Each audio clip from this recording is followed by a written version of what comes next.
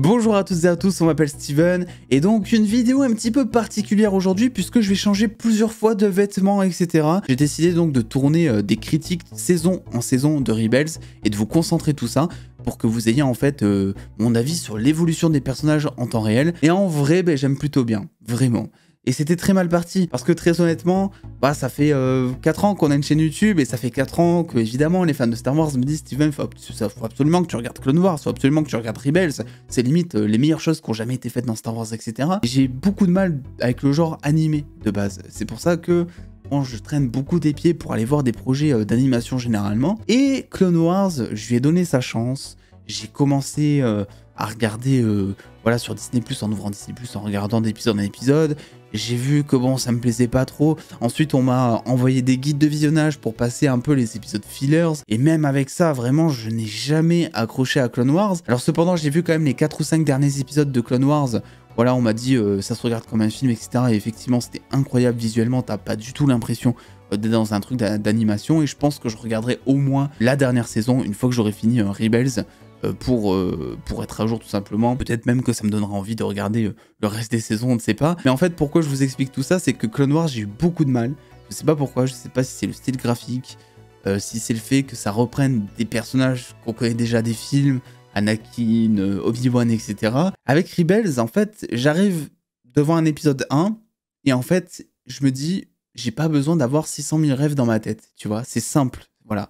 Alors évidemment, tu as des refs, etc. que tu comprends par la suite, mais ce que je veux dire, c'est que l'épisode 1, il est regardable par absolument tout le monde. Tu peux limite commencer Star Wars avec Star Wars Rebels, quoi. Je pense qu'en plus, il t'explique à peu près l'ordre 66, ce qui s'est passé, etc. pour la saison 1 en tout cas, parce qu'on est toujours sur la critique de la saison 1. Et en fait, je démarre et j'ai accroché dès les 15 premières minutes avec Ezra. Ezra qui est un personnage, dès le départ, qui se montre ultra attachant, parce que c'est... limite l'incarnation galactique du rêve américain, Ezra. Ezra, c'est le mec, voilà, on te dit dans la saison 1 qui a perdu ses parents, qui s'est débrouillé tout seul pendant 8 ans face à l'Empire, je sais plus le chiffre exact, mais bref, qui s'est débrouillé pendant très longtemps face à l'Empire, etc. Il a survécu, il a développé un potentiel en termes d'espionnage, et c'est un voleur. Et c'est Rebels, c'est ça, c'est un peu, pour sa saison 1, l'équipe Robin des Bois, on dira, de Star Wars. Et en vrai, l'équipe est plutôt attachante. Et c'est pour le coup un rapprochement que je fais énormément avec les Gardiens de la Galaxie. La saison 1 de Rebels a énormément de moments, m'a beaucoup fait penser à la team des Gardiens de la Galaxie. On a par exemple Hera, qui est la sage du groupe et qui est un petit peu la Gamora.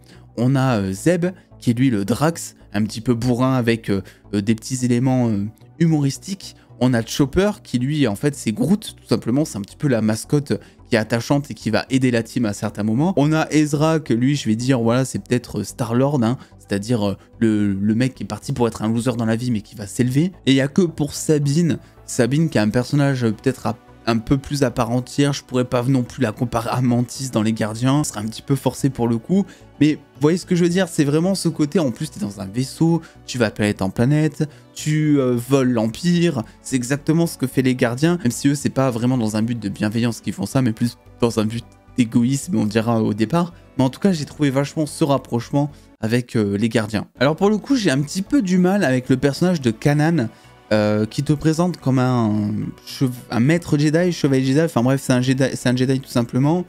Et je sais pas si c'est moi, donc dites-moi en commentaire, mais j'ai l'impression que c'est un Jedi qui est pas super puissant en fait. Et c'est sûr que quand tu sors de tout l'arc avec Obi-Wan, avec Anakin qui passe du côté obscur, etc., sa force est incroyable, etc., et que tu tombes face à Kanan, ça fait un petit peu bizarre. Alors évidemment, on te dit quand même que lui, ça fait un petit moment... qu'il n'a pas non plus exercé la force, puisqu'on est quand même dans une ère où l'ordre 66 a été exécuté, et donc les Jedi se cachent, donc forcément ils peuvent pas vraiment utiliser la force comme ils le veulent. Évidemment sa relation avec Ezra est plutôt intéressante, puisque donc il va le former, il va donc même, tu sens déjà en fait qu'Ezra, en fait tu sens avec Ezra ce que tu sentais avec Anakin à l'époque où il était formé aussi par Obi-Wan, dans le sens où tu sens qu'Ezra, même si bon il débute, etc., il a une puissance dans la force qui est incroyable, au point même où des fois tu te dis il pourrait presque tomber du côté obscur. Il y a Kanan plusieurs fois dans la saison 1 qui lui dit faut pas que tu utilises ta force comme ça, faut pas que tu pisses dans ta colère parce que c'est pas bon quoi, tu peux tomber du côté obscur. Et c'est exactement en fait ce qui se passe avec Anakin, sauf que Anakin lui a succombé en fait au côté obscur, là où Ezra potentiellement en tout cas je crois, mais ne succombe pas. Ezra donc qui a cette spécificité de, on va dire, contrôler les animaux, c'est un petit peu ce qu'on te vend dans cette saison 1, et c'est plutôt un parti pris qui est intéressant et qui change pas mal de ce qu'on a eu l'habitude de voir par le passé. Et ce que j'ai adoré aussi, c'est le parti pris avec son sabre, où en fait il va se confectionner un sabre laser qui fait piou-piou, c'est un blaster slash sabre laser, ce qui déjà est original et en plus offre certaines situations en termes de mise en scène ou en termes de twist qui sont assez innovantes. Par exemple, quand à la fin il y a le combat Kanan contre le Grand Inquisiteur, le Grand Inquisiteur lui il fonce avec son sabre, il pense tomber en 1v1 en mode sabre laser, et puis t'as Kanan qui veut utiliser le piou-piou, et tu vois que ça le surprend quand même. Et vu que je parle du Grand Inquisiteur, ça tombe bien parce que moi le Grand Inquisiteur, la première fois que je l'ai vu, c'était dans Kenobi, voilà. Et je voyais beaucoup de fans qui disaient mais le Grand Inquisiteur dans Star Wars Kenobi, il est nul à chier par rapport à la série. Oui, effectivement. Je veux dire, toutes les chorégraphies de combat qu'il te fait dans Star Wars Rebels, charisme aussi qu'il a, tu sens qu'il est méchant, vraiment, tu sens qu'il a un très très mauvais fond, et que c'est pas juste un larbin, tu sais, de Dark Vador ou de Palpatine. Tu sens vraiment que lui, c'est un danger. Contrairement à Kenobi, où j'avais l'impression que c'était un mec qui était là en mode ambassadeur, voilà, qui était envoyé par la hiérarchie, par les plus puissants que lui. Et à côté de ça, voilà, en termes de puissance, je retrouvais vraiment pas la puissance du Grand Inquisiteur que l'on retrouve dans Rebels. Et même, je vais aller plus loin, ce qui est le plus intéressant dans Rebels, concernant le Grand Inquisiteur, c'est vraiment qu'en fait, tu vois qu'il prend du plaisir à faire du mal. Il prend du plaisir à torturer, il prend du plaisir à combattre un gamin comme Ezra, il prend du plaisir à tuer. C'est un truc que tu retrouves zéro, ça, dans Obi-Wan Kenobi dans la série. Donc forcément, oui, je vais vous le dire, moi je suis d'avis aussi de dire que le Grand Inquisiteur est 10 fois mieux réussi dans Star Wars Rebels, mais ça, cet argument, j'ai un petit peu l'impression aussi que c'est un argument qui va revenir tout du long, et qu'à la fin des 4 saisons, je vous dirai que Star Wars Rebels, c'est un des meilleurs trucs Star Wars jamais fait, parce qu'on voit déjà le potentiel. J'ai commencé un petit peu la saison 2 pour l'instant, et ça a l'air de partir sous un autre aspect, voilà, avec l'arrivée d'Ahsoka, la rencontre avec Dark Vador, voilà, les Rebels maintenant, ils sont traqués, donc ça a l'air vraiment très prometteur. Bon, critique de la saison 2, et là mon avis est un peu plus partagé, puisque la saison 1, bon, vous avez vu mon avis juste avant, alors il faut savoir que il s'est écoulé un mois environ entre le tournage de la saison 1 et le tournage de la saison 2. J'ai mis énormément de temps à regarder cette saison 2 parce qu'en fait, je me suis énormément ennuyé, les gars. Et je pense que c'était à cause de mes attentes, peut-être parce que à chaque fois que je parle de Rebels, on me dit tu vas voir, ça va monter crescendo, on me dit la saison 3 va être incroyable, on me dit la saison 4 va être incroyable, on me dit la saison 2 est meilleure que la 1 et tout. Donc je pense que j'avais aussi des attentes par rapport à ça, du coup, vu comment on parlait. Et je me suis vraiment ennuyé dans cette saison 2 parce que j'ai trouvé qu'il y avait énormément d'épisodes fillers comme rarement j'en ai vu dans une série en tout genre. La saison 1 en fait avait cet avantage de la découverte, c'est-à-dire que même les épisodes fillers, tu trouvais un intérêt parce que ça allait développer un petit côté d'Ezra, ça allait accentuer le fait que tu puisses aimer Kanan par exemple. Bref, toutes ces petites choses qui font que même les épisodes fillers étaient regardables, tu vois, c'était pas non plus incroyable, mais ça faisait le taf pour des épisodes fillers. Et là, j'avoue que ils ont vachement tiré sur la corde. Et je vais vous donner un exemple typique, c'est que je crois épisode 19 ou un truc comme ça, épisode 20, donc il y a 22 épisodes dans la saison 2 de Rebels, et bien en fait épisode 19 ou un truc comme ça à la fin, il dit bon tu viens de te taper déjà 3 épisodes fillers, ça démarre pas trop, il dit bon là t'arrives à la fin de la saison, donc logiquement ça va accentuer le truc, et puis je crois que juste avant t'avais un épisode qui pour le coup n'était pas fillers, et là tu te tapes un épisode sur Chopper qui veut changer ses jambes. Alors je dis pas l'épisode est sympa, Chopper c'est un personnage je pense que tout le monde aime, tu vois, moi je l'adore, c'est un de mes droïdes préférés maintenant de Star Wars, il a une vraie personnalité, ils ont réussi à lui donner ça, c'est pas évident pour un droïde, mais à côté c'est vrai que quand tu te tapes un épisode filler à l'épisode 20, par exemple, je sais plus, tu dis bon, est-ce que ça se foutrait pas un peu de ma gueule? C'est quand que ça commence? En plus, ils avaient commencé un petit peu à teaser Dark Vador, Ahsoka, la rencontre, tout ça. Dis bon, j'ai envie de voir la suite, j'ai trop hâte et tout. Et donc, il faut attendre l'épisode 21 et l'épisode 22 qui là, pour le coup, sont des masterclass. Donc oui, il y a eu beaucoup de négatifs jusque-là. Mais l'épisode 21 et 22, les gars, l'épisode 22, je crois que c'est un des meilleurs trucs Star Wars que j'ai jamais vu. Alors oui, je connaissais un petit peu certains plans, parce que c'est vrai que pour la série Kenobi, j'avais fait quelques recherches, et j'avais vu effectivement ce plan avec Ahsoka qui détruit la moitié du casque de Vador et qui laisse entreapercevoir un œil d'Anakin, chose qu'ils ont fait dans Kenobi, et pour le coup, bah, c'est d'autant plus vrai ce que vous dites hein, depuis le début, dans le sens où t'as vraiment l'impression que Kenobi, c'est la version Wish de cet épisode de Rebels. Moi, clairement, je vous le dis, il me semble que dans la saison 1, j'avais sorti un truc comme ça, peut-être aussi, je sais plus. Mais cet épisode 22 était vraiment bien, parce qu'en fait, il y avait de l'enjeu. Parce que rien que le fait, par exemple, que Dark Maul rende aveugle Kanan, ben là, ça crée de l'enjeu. Quand tu détruis un personnage d'une certaine manière, quand on prend des risques envers un personnage, quand on se montre violent, ça fonctionne.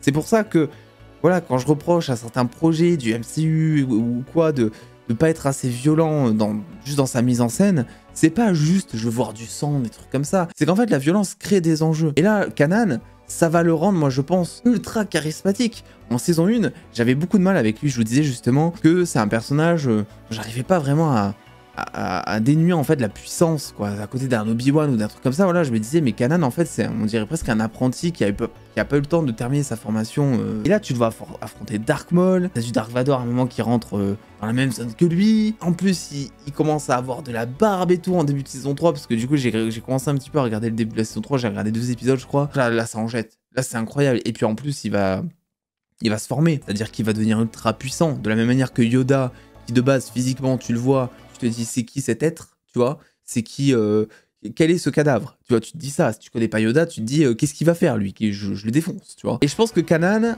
c'est une petite théorie, hein, pour le coup, mais je pense que c'est pareil, il va apprendre, en fait, à utiliser la force et ses sens pour tout voir ce qu'il y a autour de lui, pour pouvoir se battre comme jamais, et je pense qu'il va être ultra charismatique, encore plus qu'à l'époque, en fait, où il avait la vue, et que cette faiblesse, il va en faire une force. Donc j'ai très hâte de voir son évolution de personnage, et je suis très content parce que pour le coup, même si la saison 2 m'a déçu, il y a quelques éléments comme ça qui m'ont surpris, et qui me font notamment apprécier Kanan. Et Dark Maul, c'est pareil, grosse surprise. Bon, alors évidemment, on s'attendait un petit peu, je pense, au retournement de situation, il se la joue gentil au départ et tout, pour que Ezra active donc cette espèce de pyramide, et qui déploie un pouvoir incroyable avec ce fameux slogan Sith ou je sais pas ce dialogue en disant que le souvenir Sith bah en fait c'est le pouvoir, donc c'était génial tout simplement. Ezra qui se fait un petit peu avoir et Dark Maul en fait après je sais pas, je suis qu'en saison 2 mais je pensais pas qu'on allait le revoir autant dans Star Wars quoi.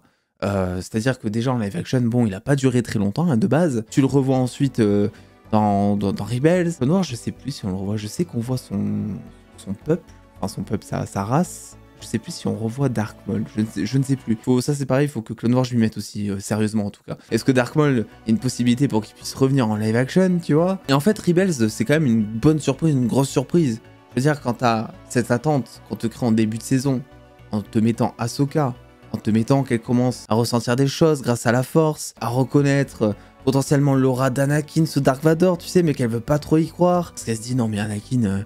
il était trop bon, il peut pas faire ça, quoi. Et qu'ensuite, t'as cette confrontation en fin de saison. Je veux dire, c'est bon, t'es satisfait, quoi. Tes attentes sont comblées. T'as le combat, Dark Vador, Ahsoka. Il laisse en plus une partie de mystère parce qu'il te cache une partie du combat Ahsoka Vador, ce qui peut être frustrant, mais qui crée finalement encore plus de mythologie, moi, je trouve, autour des deux personnages. Et Vador, tu ressens vachement, en fait, dans Rebels.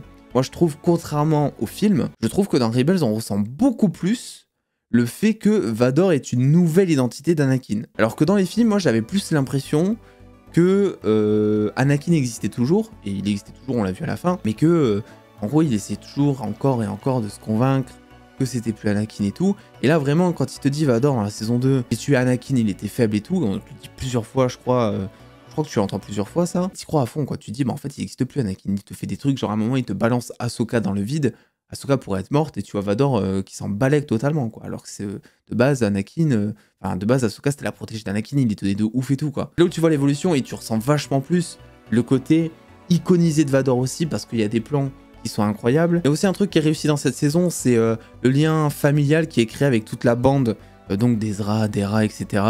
Où à la fin bah, tu vois Hera qui s'inquiète ou qui est dégoûté parce que Kanan va partir affronter les Inquisiteurs. Pareil pour Ezra, voilà, tu sens vachement qu'Ezra maintenant fait partie de la famille, alors qu'en saison 1 c'était plus un orphelin qu'il fallait recueillir grosso modo, qui se faisait former, qui plus est. Et ça c'est vachement intéressant aussi parce que ça te crée de l'attache, c'est super cool. Et pareil pour les Inquisiteurs, les gars qu'est-ce qu'ils ont foutu dans Kenobi? Tu te dis, là en plus je suis au moment où je viens de finir Jedi Fallen Order, on va commencer Survivor, mais je viens de finir Fallen Order où il y a des Inquisiteurs, ils sont incroyables. Je viens de finir la saison de Rebels où il y a des Inquisiteurs, ils sont incroyables. Comment est-ce qu'ils ont fait pour avoir aussi peu de charisme dans Kenobi, les Inquisiteurs. Et le Grand Inquisiteur, bon ça je vous en ai parlé en saison 1, c'est le jour et la nuit dans Kenobi. Par rapport à Rebels, par rapport au Grand Inquisiteur. Donc voilà ce que je peux dire sur cette saison 2.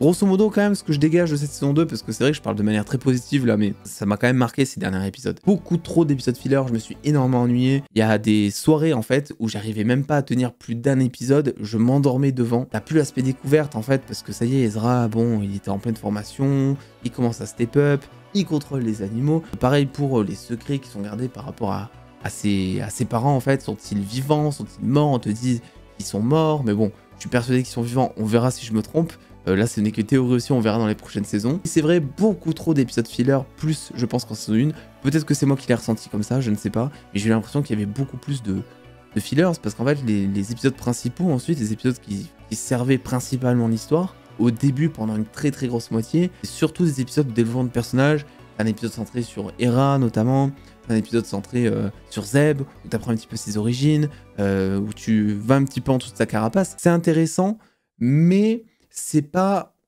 insane, quoi. C'est ça que je veux dire, et pour moi, ça permet pas de rattraper, en fait, je sais pas, 6 épisodes fillers que tu viens de voir. Donc c'est en ça que j'ai eu du mal avec la saison 2. Là, je viens de commencer la saison 3 et l'arrivée de l'Amiral Thrawn. Donc je sais que beaucoup adorent l'Amiral Thrawn, donc j'ai hâte de pouvoir vous partager mon avis là-dessus. Ezra s'est coupé les cheveux, c'est horrible. Et puis la suite, on verra au prochain épisode. J'ai mis 2 mois, les gars. J'ai mis 2 mois à regarder la saison 3 de Star Wars Rebels. Je n'en pouvais plus. Je sais pas ce qui s'est passé, je sais pas si je suis passé à côté de quelque chose, je ne sais pas si je me suis pas assez impliqué dans mon visionnage, mais vraiment, qu'est-ce que je me suis fait chier. Et je précise que c'est mon avis, il n'y a pas marqué sur le titre de la chaîne de la vérité générale, de la vérité absolue. Mais cette saison 3, j'ai vraiment pas accroché au point où je ne sais même pas quoi vous dire sur cette saison 3. La seule scène qui me marque un tant soit peu, c'est vraiment le fight Obi-Wan Dark Maul, que j'ai trouvé genre incroyable, parce que au fait Obi-Wan il a démonté Dark Maul vraiment en 2 coups de sabre, c'était trop charismatique, c'était trop bien. Sur Tatooine en plus de ça, donc c'était trop cool. Dark Maul qui avait une nuance que j'ai bien aimé aussi dans cette saison, avec aussi toute la confrontation, j'allais dire, mais même pas, tout le lien qu'il fait avec Ezra. Ezra au début, voilà, tu sens qu'en fait à tout moment il peut tomber du côté obscur de la force et tout ça. Mais en fait, mis à part ça, j'ai trouvé déjà d'une qu'il y avait beaucoup d'épisodes fillers. En tout cas, peut-être qu'il y en avait pareil, mais c'était peut-être moins bien réparti sur toute la saison. Il y a eu plein d'épisodes, genre 5-6 épisodes à un moment où c'était que ça et je m'en foutais, c'était chiant. Et parlons du sujet qui va je pense, vous allez vraiment, mais vraiment pas être d'accord avec moi, ou peut-être que si, je ne sais pas. L'amiral, le grand amiral Thrawn, je sais pas pourquoi à chaque fois je l'appelle le général, mais c'est le grand amiral Thrawn. Vous m'avez, les gars, vendu des louanges à son sujet, me disant que c'était limite le meilleur méchant Star Wars jamais vu quelque part. Je comprends pas. Alors, de ce qu'on m'a dit aussi, c'est un personnage qui est beaucoup mieux en fait en saison 4, et de ce qu'on m'a dit aussi, la meilleure saison apparemment ça serait la saison 4, on verra ça. J'espère que je finirai avant la diffusion d'Ahsoka, ça serait cool. Mais en fait, l'amiral Thrawn, alors oui, il est cool, tu vois, parce que c'est un... en fait, il est stratégique, tu vois, mais c'est juste un commandant de guerre en soi. Il a des nuances qui sont sympas, dans le sens où il s'intéresse à l'art, il est vachement humanisé par rapport à ça, tout ça. Alors, il est charismatique, oui, mais je saurais pas comment vous expliquer, je ressens pas la menace, en fait, en le voyant. Je sais qu'il est dangereux, je sais qu'il est stratégique, je sais qu'il a souvent 6 coups d'avance, etc. Même si bon, il fait quand même avoir quelques fois, n'empêche, dans la saison, et heureusement, parce que sinon, les rebelles n'auraient pas survécu, on dira. Mais je ne sais pas, je ne le trouve pas menaçant, malgré tout. Pourtant, il sait se battre, tout ça. Mais j'ai beaucoup de mal, en fait, à capter l'intérêt autour de ce personnage. Peut-être que je suis passé à côté. Après, je me dis, peut-être que je me suis pas assez impliqué dans cette saison. Mais si je me suis pas non plus assez impliqué dans cette saison, c'est peut-être aussi pour une bonne raison. Peut-être parce que cette saison, je l'ai trouvé vraiment pas à mon goût, contrairement aux 2 précédentes saisons où c'était un peu plus mitigé. On n'était pas sur des coups de cœur, mais il y a quand même de très bons points sur les critiques donc des précédentes saisons que vous avez vues. Là, vraiment, je ne sais pas quoi vous dire en fait. Même la fin, je l'ai trouvée décevante en fait. L'énorme combat spatial entre les rebelles et l'Empire, franchement, c'est ultra oubliable. Ça ressemble à toutes les batailles spatiales que l'on a dans Star Wars en fait. Il y a pas d'âme, je trouve. Et si un point que j'ai aimé par contre, c'est alors lui, j'oublie tout le temps son prénom, excusez-moi. c'est celui de l'Empire qui retourne sa veste, on dira, qui devient un rebelle et qui trahit Thrawn. Vous allez me le dire en commentaire, je le sais. Vous voyez direct de qui je parle. Lui, j'ai bien aimé. Pour moi, c'était un super personnage. Durant cette saison, j'ai adoré son développement du début à la fin, vraiment. Mais j'avoue que le reste, je réfléchis comme ça, mais même les rebelles, je trouve que le lien familial qu'on avait au début, bah, il est de plus en plus cassé en fait. Il y a beaucoup moins de délire entre eux, beaucoup moins de vannes. Tu sens aussi qu'Ezra prend en maturité, tu sens qu'il grandit. Ouais, je suis désolé, vraiment j'aurais aimé vous dire ouais, cette saison 3 incroyable, parce qu'en plus je sais que beaucoup adorent cette saison 3 et seront frustrés à l'idée d'entendre que j'ai pas grand chose à dire sur cette saison. Mais vraiment, j'ai pas retenu grand chose quoi. Les araignées, il y en a beaucoup. C'est pas ma cam. Voilà, je sais pas, je suis passé totalement à côté de cette saison. C'est dommage. J'ai essayé, mais beaucoup d'épisodes filler, c'est ce que je vais retenir, hein, surtout. Des quelques points positifs comme je les ai cités. Mais malgré tout ça, bah, j'ai hâte d'être en saison 4. Déjà pour finir Rebels. Parce que je vous avoue que je commence un petit peu à m'ennuyer. J'ai pas encore eu le fameux coup de cœur dont tout le monde m'a parlé avec cette série. Moi, je ne demande qu'à kiffer, à être curieux. Mais je sais pas, je pense que cette saison 4, vu que c'est la fin de la série, peut vraiment finir en beauté. Donc on verra un petit peu ce qui se passera. Voilà, c'est tout pour cette saison 3, les gars. Les gars, je pensais vraiment pas arriver vous dire ça pour cette saison 4. Je pensais que j'allais me faire défoncer sur internet. Je pensais que j'allais arriver et que j'allais dire oui, Rebels, je comprends pas, c'est surcoté. Pourquoi tout le monde m'en parle et tout. J'ai vu la saison 4 et la claque, vraiment, c'était trop bien. Alors il faut savoir que je tourne cette vidéo et j'espère qu'elle sortira 2 jours avant la sortie des 2 premiers épisodes de la série Ahsoka. Donc autant vous dire que ça a été vraiment très fastidieux jusque là pour moi le visionnage, que vraiment je me suis forcé à beaucoup d'instants pour continuer cette série parce que je devais le faire et parce que je m'étais engagé à le faire surtout. Mais au final je suis content, je suis très content de l'avoir fait parce que cette saison 4 en fait c'est un espèce de long film quoi. C'est ça qui est incroyable, c'est que là où les précédentes saisons c'était vraiment des épisodes avec plein de péripéties, beaucoup d'épisodes fillers, beaucoup d'ellipses aussi, et aussi très peu de rebondissements. Ça c'est un truc dont je me suis rendu compte avec cette saison 4 justement, c'est que la saison 4, elle arrive à te prendre à chaque épisode en haleine, déjà parce que c'est une histoire complète limite sur ces 15 épisodes, c'est limite une continuité, c'est un gros film presque on peut dire, mais aussi parce qu'il y a plein d'enjeux, il y a plein de rebondissements, il y a plein de nouvelles choses, les Lot Loup par exemple, mais mon dieu, mais quelle claque cet épisode 11 je crois, là tu découvres vraiment un autre aspect de Star Wars en fait, si jamais tu connais pas vraiment en profondeur, comme en tout cas si jamais tu t'es juste arrêté en tout cas au film, tu découvres plein de choses. Et c'est avec cette saison 4 que j'ai remarqué effectivement que les précédentes saisons manquaient cruellement en fait de péripéties mais surprenantes en fait. C'est un petit peu mon souci avec les 3 premières saisons, c'est que t'es jamais trop surpris au final de ce qui se passe, tout est assez prévisible selon moi, et cette saison 4 arrive et te ferme le clapet en fait, vraiment. Alors j'ai un petit reproche, peut-être une unpopular opinion par rapport à ce que beaucoup m'ont dit de Star Wars Rebels. L'amiral Thrawn, le grand amiral Thrawn, même avec cette saison 4, pour moi ne fait pas partie des meilleurs méchants Star Wars. Je sais pas ce que vous le trouvez, pour moi c'est juste, et je ne dénigre pas votre avis sur le personnage, si vous le kiffez tant mieux, hein, c'est juste mon avis. Pour moi c'est juste un espèce de général d'armée quoi. On en a vu 36 000 comme ça dans plein de films. Si tu me demandes quels sont les meilleurs méchants Star Wars, je vais te sortir, j'en sais rien, du Palpatine, du Dark Vador, du Dark Maul évidemment. Le grand amiral Thrawn, c'est vraiment pas celui qui va me venir en tête, mais genre directement. Alors oui, il a un certain charisme, il a un potentiel de ouf pour être assez intéressant, parce qu'en fait, ce qui est différent par rapport peut-être à un Palpatine par exemple, qui est très manichéen, Palpatine, c'est le mal incarné.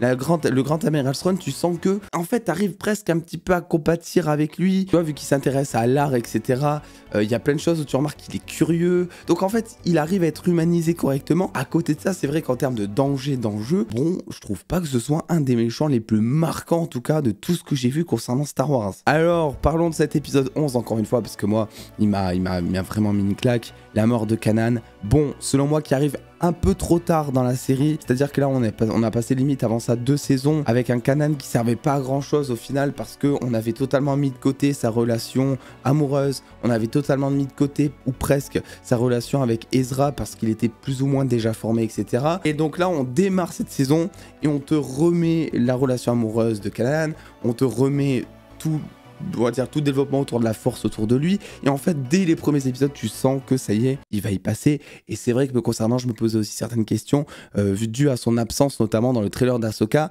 Je me disais, bon, il y a moyen qu'il meure à la fin de Rebels, en fait. Donc c'était, selon moi, assez téléphoné, mais sa mort est tellement poétique, vraiment. Il a droit à une espèce de rédemption dans sa mort, en fait, et c'est tellement poétique parce qu'il retrouve la vue au moment où il est en train de, dans ses derniers instants, en fait, comme si la force lui attribuait le mérite, en fait, de pouvoir revoir à nouveau l'amour de sa vie avant de claquer, tu vois. J'ai trouvé ça vraiment incroyable, cet épisode, qui pour le coup, selon moi, restera par contre dans ma mémoire, là. Et pareil, quand je vous dis que cette saison 4, elle te montre des trucs auxquels tu t'attends pas. Le monde entre les mondes, c'est comme ça que ça s'appelle, je crois. Je vais l'appeler le multivers de Star Wars parce que c'est à peu près ça en vrai. Le fait de voir Ezra qui retourne au moment du combat Ahsoka Vador et en fait de comprendre que c'est lui qui a extirpé Ahsoka parce que sinon elle aurait crevé face à Vador. Un truc qui se passe en saison 2, je crois, et que tu comprends finalement en saison 4. Parce que c'est vrai qu'il y a un certain mystère qui est laissé avec ce combat. Et en fait, limite, tu peux te faire un revisionnage de ce moment et prendre la chose totalement autrement en sachant ce qui s'est passé là. Ce qui est bien, c'est que moi, je me suis demandé, mais attends, mais du coup, ça va niquer la timeline de Star Wars et tout. Et non, c'est bien fait puisqu'elle retourne plus ou moins dans sa timeline. Ezra retourne plus ou moins dans sa timeline. Je comprends toujours pas juste comment Palpatine, il est arrivé à jeter, c'est même pas des éclairs, il arrive à jeter sa force, on va dire, au travers du portail. Et c'est bien de pas comprendre. Parce que c'est aussi ça qui fait la magie de ce moment, quoi. C'est-à-dire que c'est des choses qui sont tellement incompréhensibles que moi, en tout cas, j'avais jamais vu ailleurs dans Star Wars, que là, j'ai découvert vraiment tellement toute autre chose, un tout autre spectre de Star Wars, que vraiment, ça a rendu cet épisode mais incroyable. Dans cette saison, ils ont aussi introduit, je sais plus comment il s'appelle, mais donc, un chasseur de primes, qui était là aussi incroyable, selon moi. Alors, apparemment, il est mort électrocuté, mais il est mort hors cadre. Donc j'aimerais tellement qu'il revienne pour Ahsoka. Et en fait, c'est ça, cette série, je vois pas comment elle peut décevoir. Parce que déjà, le personnage principal, c'est Ahsoka. Et les personnages secondaires, c'est les personnages de Star Wars Rebels, quoi, en gros. Donc à aucun moment tu peux, je pense, te priver d'empathie concernant cette série parce que dans tous les cas, tu seras servi concernant l'histoire. Tu as envie de savoir ce qui va se passer par la suite. J'ai revu du coup, après visionnage de Rebels, les 2 trailers d'Ahsoka et effectivement, je comprends mieux maintenant pourquoi est-ce qu'il faut avoir vu peut-être Rebels pour mieux comprendre Ahsoka. C'est voilà, il y a plein de refs, il va y avoir des relations de personnages de retour, Ezra qui va revenir, tu vois, ça va vraiment me faire un truc. De voir aussi Hera et le gosse d'Hera, je l'ai pas vu dans le trailer. On est d'accord, j'ai pas mal interprété le truc. À la toute fin de Rebels, Hera a un gosse. On te fait comprendre que c'est aussi plus ou moins le gosse de Kanan, je crois. Parce qu'on te dit, oui, on sait ce qui tient de son père. Donc voilà, plus ou moins pour te dire, lui aussi, il a la force, le gosse et tout. Dans le trailer, je l'ai pas vu. Donc est-ce qu'il sera de retour dans Ahsoka? Normalement, ça serait logique. Et ça veut dire aussi qu'ils peuvent continuer une autre histoire inédite autour de ce personnage, quoi. Évidemment, est-ce qu'on pourrait pas avoir aussi le retour du fantôme de force de Kanan? Tu vois, alors je sais pas vraiment, il n'y a pas eu de rumeur sur un acteur qui aurait été casté ou autre. Enfin bref, cette saison 4 de Rebels, c'est ma préférée. Pour moi, elle surpasse x10 toutes les autres saisons de Rebels parce que c'est vraiment celle en fait qui va rentrer dans le Star Wars spirituel en fait. Et c'est ce que je préfère dans Star Wars, c'est tous les délires de Force, de Jedi, etc. Et là, on est servi, quoi. On découvre plein de trucs, les baleines, alors je sais plus comment elles s'appellent non plus, les baleines à la fin qui arrivent, Ezra, son lien avec les animaux. Alors Ezra, par contre, j'ai beaucoup de mal à le considérer, ce qui est très paradoxal, hein, comme un Jedi, tu vois. C'est-à-dire que autant sa connexion avec la Force, elle est vraiment incroyable, c'est très attachant, autant en fait ses combats au sabre, je les trouve déjà un peu pétés, et en plus c'est vrai qu'ils les utilisent jamais. Et il y a plein de fois dans toutes les saisons de Rebels où en fait, voilà, c'est un petit peu facile parce que ils vont être en difficulté par rapport à des Stormtroopers qui vont lui tirer dessus ou autre. Et en fait, tu vois qu'il est en galère et toi, tu te dis, mais bordel, tu utilises ta force ou tu utilises ton sabre laser, en 2 secondes, c'est réglé. Mais non, ils font durer un peu le truc parce qu'ils veulent le faire tirer au blaster et tout. Tu sens vraiment qu'en fait, son sabre, il le sort qu'en dernier recours. Chose qui serait totalement illogique parce qu'à chaque fois, il est en danger de mort, en fait. Voilà, finalement, j'ai beaucoup de mal à considérer Ezra de la même manière que je considérerais, j'en sais rien, un Anakin à son prime de Jedi ou un Obi-Wan ou un n'importe quel autre Jedi, quoi. Cette saison 4, la réalisation, elle est vraiment au-dessus aussi en termes de colorimétrie, en termes de mise en scène, c'est vraiment top. La BO, vraiment, je m'étais pas vraiment, je crois, dit ça durant les premières saisons. Mais là, sur cette saison 4, assez pour le remarquer, la musique de cette saison 4, du début à la fin, je pense que je vais aller sur Spotify et je vais réécouter certains trucs parce que vraiment, c'était top. Et voilà, enfin bref, c'était une saison 4 qui était incroyable, pleine de péripéties, qui avait de l'enjeu, qui changeait par rapport aux précédentes saisons, où voilà, on se perdait entre les ellipses, les ventres mous, etc. J'ai pas eu un seul ventre mou durant cette saison 4 de Rebels. La question c'est, est-ce que vraiment du coup, pour moi, ça a valu le coup de me taper 3 saisons de Rebels avant, où j'étais, vous l'avez vu, assez mitigé pour avoir droit à cette saison 4, tu vois. Je sais pas encore, j'ai pas encore pesé le pour et le contre, parce que j'ai vraiment adoré cette saison 4, mais j'avoue que les 3 précédentes saisons, bah, c'est pour ça hein, que ça a pris autant de temps mon visionnage. Bon, entre autres choses, suivant comment j'avais le temps aussi, mais j'ai vraiment tardé, alors que je sais que si j'avais grave kiffé, j'aurais mangé les épisodes du début à la fin, et en 2 semaines, vous auriez eu une critique de l'intégrale de Star Wars Rebels, quoi. Là, ça n'a pas été le cas, je me faisais vraiment souffrance à chaque fois. J'essayais de gratter un épisode par-ci par-là en faisant du cardio à la salle. Vraiment, j'essayais, quoi, mais je suis content. Ça y est, c'est terminé. Et en vrai, je suis content quand même d'avoir terminé, je vais pas vous le cacher. Donc évidemment, j'aurais plein de choses à dire sur Star Wars Rebels, c'est vraiment pas les seules choses. Enfin, il y a plein de liens, rien que le fait que le loup s'appelle le Doom, et que Kanan s'appelle Doom, enfin, il y a plein de détails comme ça dans cette saison 4, quand tu les entends, quand tu les vois, t'es bien, quoi, t'as limite les frissons, t'es content, mais la vidéo va être beaucoup trop longue, donc ce qu'il faut retenir, c'est que vous n'arrêtiez pas de me dire, tu verras, la saison 3 et la saison 4, ce sont les meilleures, la saison 3, c'est peut-être celle que j'ai le plus détestée, donc au final, c'est vrai que j'ai remis un petit peu en cause vos propos sur la saison 4, parce que j'ai été ultra déçu de la saison 3, et je me suis dit, ok, la saison 4, finalement, ça va pas être, enfin, je vais pas aimer s'il faut, au final, eh bien, écoutez, merci d'avoir forcé durant toutes ces années sur YouTube en commentaire à me dire Steven, regarde absolument Star Wars Rebels, tu vas kiffer parce que oui, cette saison 4, je l'ai kiffé. Alors pour le coup, je pense pas que je vais regarder de suite The Clone Wars, d'autant plus que j'ai regardé déjà pas mal d'épisodes, j'aime bien The Clone Wars, mais voilà, peut-être pas assez pour l'instant en tout cas, pour me taper aussi un binge-watching, ou en tout cas essayer. Ça sera peut-être le cas un jour, si jamais il y a un projet qui s'y prête. En attendant, la série Ahsoka débarque demain avec 2 épisodes sur Disney+, qui sortent d'ailleurs à 3 h du matin. Je vais pas me lever à 3 h les gars pour vous sortir la critique, je vais pas vous le cacher. Ça sera pour moi aux alentours de 11 h, on verra. En tout cas, je l'attends énormément. Bien que ça me fasse un petit peu peur forcément, parce que c'est une série Disney+. Voilà. N'oubliez pas le pouce bleu, l'abonnement, le commentaire pour échanger un petit peu nos avis, voir ce que vous pensez. Je sais qu'il y en a beaucoup, j'en ai parlé un peu sur Twitter, sur Insta déjà de Rebels. Je sais qu'il y en a beaucoup qui n'ont pas du tout accroché, dites-moi pourquoi. Et puis attendant les dos, prenez soin de vous, faites-vous bien kiffer, des bisous les dos.